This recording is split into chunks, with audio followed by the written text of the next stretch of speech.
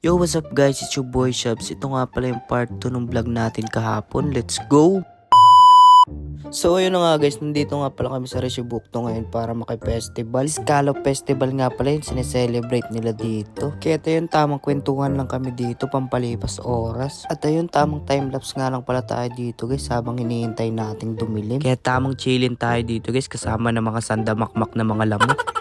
Bali maghihintay nga lang pala kami dito guys ng mag alas 10. Alas 10 kasi guys magsisimula yung fireworks. At alas 8 pa nga lang pala ng mga oras na to. Kaya tatambay muna kami dito ng mga 1.5 oras. Nainip na ako kakaupo dyan guys. Kaya niyaya ko nga pala si Tito J tsaka si Rola na umikot-ikot nga pala dito. At yun, dito nga pala kami napadpad dito sa may mga banda. Kaso nga lang may bayad pagpasok. Kaya dito na lang kami sa labas. Ayang din kasi yung babayad guys. Hindi naman natin alam yung mga kinakanta nila. Kami guys, dito lang kami sa labas.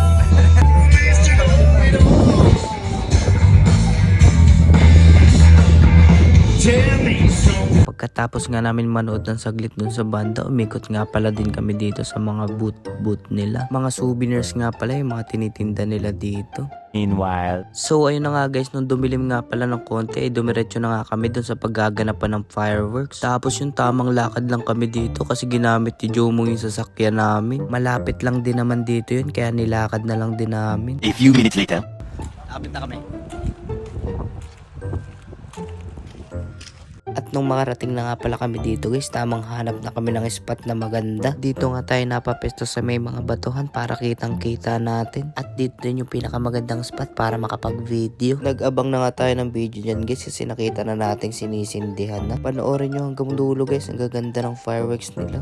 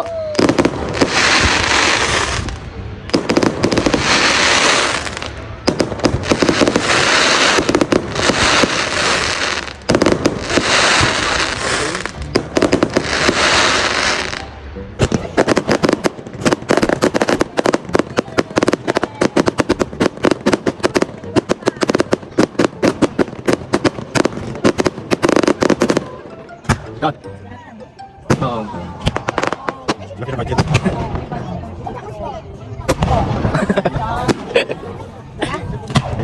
Di ba yan? Parang galaxy. May intercept yun ng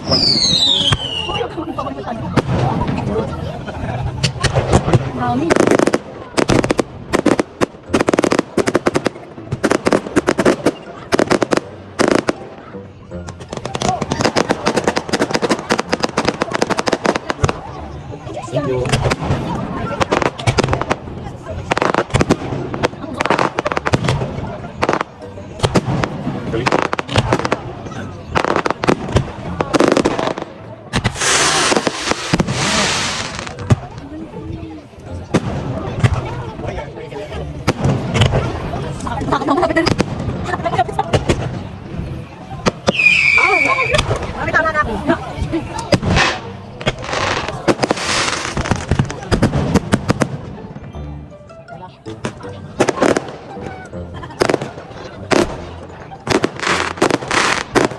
12 minutes.